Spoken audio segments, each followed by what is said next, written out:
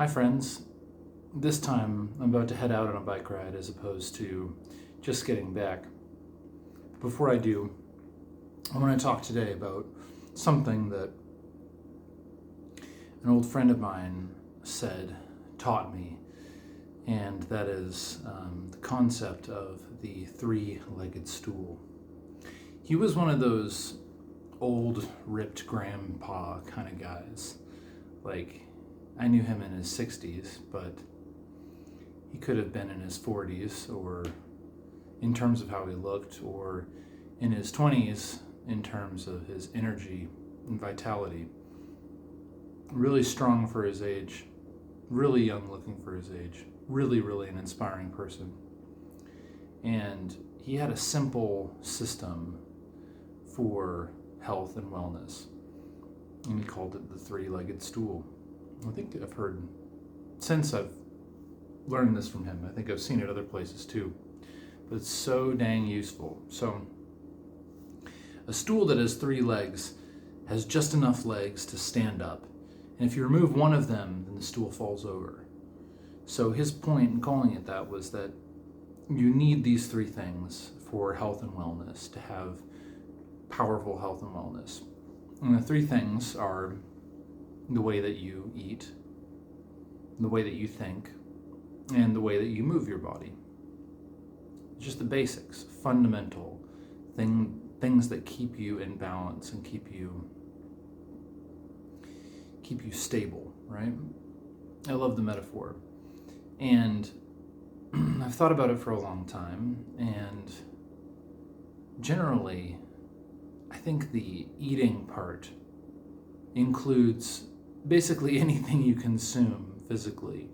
So it's like, could be like what you consume or don't consume. So smoking cigarettes or doing other types of drugs definitely are in that category. So that's one thing for us to work on, is what we consume or what we don't consume, and to make that a really big part of our lifestyle and practice.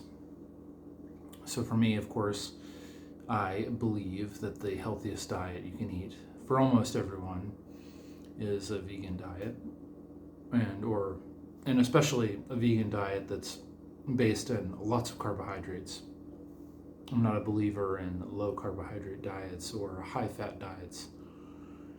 And I think that protein is largely a moot point, but maybe I'll talk more about that in the future. I'm sure that I will, actually. So the first stool leg, let's say, is the consumption aspect of things. What you eat, what you don't eat, what you consume, what you don't consume. Obviously, drugs are just not all that helpful. It's mostly, you can get away with it when you're younger, but it still hurts a lot. Drugs, even like caffeine, like drinking coffee, what they do is erode your consistency. And this guy, and I think the three stool leg thing emphasizes this, is that consistency is the most important thing. It's more important that you're consistent than putting some Herculean effort on once a week or something like that. So anyway, that's the first stool leg. Second stool leg, how you think, or the thoughts that you think. And I've talked a lot about, so far, I've done some videos about sort of positive thinking, mindset. It's really the thoughts that you think, the internal dialogue that's going on in your head determines so much about your life experience.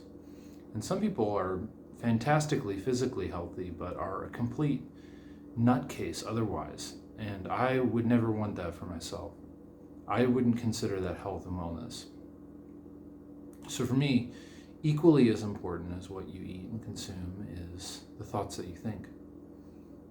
But they're kind of sequential as well, because I find, at least for me, but I think it's true for everyone, is that eating a diet that's healthful and staying away from those things that sort of cause depression, like heavy drinking or those kinds of things. I've had a lot of experience with that. But if you've got the consumption and the the non-consumption of things dialed in nicely, it's so much easier to have a positive attitude and to even be aware of the internal dialogue. So that's the second thing. To have some method, some practice where you're emphasizing positive thought and de-emphasizing negative thought. I'm a big believer in self-love, so when I say internal dialogue, it's how are you talking to yourself? The thoughts that you think. What are you thinking about other people? If everyone's an idiot and you hate everyone, it's just not going to be a pleasant experience. And it'll crush you eventually. It'll crush your potential to make good friends too. To learn things that would be really good to learn. All right, so you've got the consumption element, you've got the thoughts that you think element. And the last one is how you move. This is actually the trickiest one for me.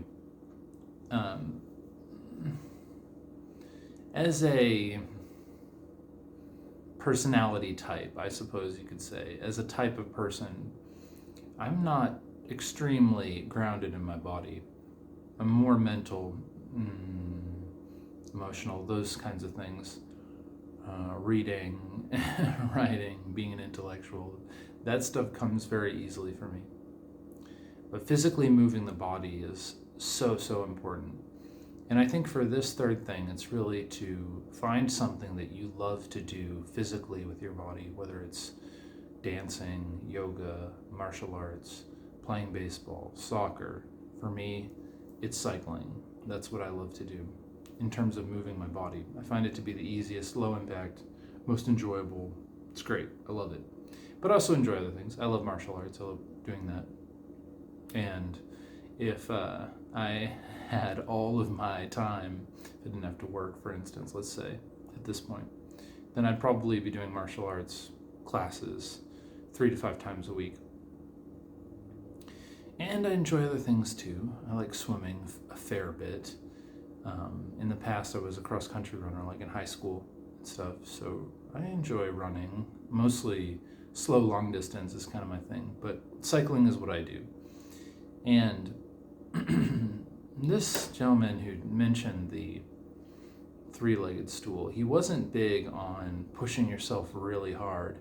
He was all about the consistency, and I think that's especially, well, it's actually true in all the legs. So the consumption element, some people yo-yo back and forth, like I used to as a young person. It's better to find something that's doable, that's easy. That's why I often talk about easy veganism. Do something that, make it easy on yourself, something that you can do consistently for the rest of your life or for a very long time period. Stick to that, make that happen, make changes slowly, allow them to stick. And then with the mental thing, with the thoughts that you think element of this, it's really a matter of making it a practice and it being a completely normal thing.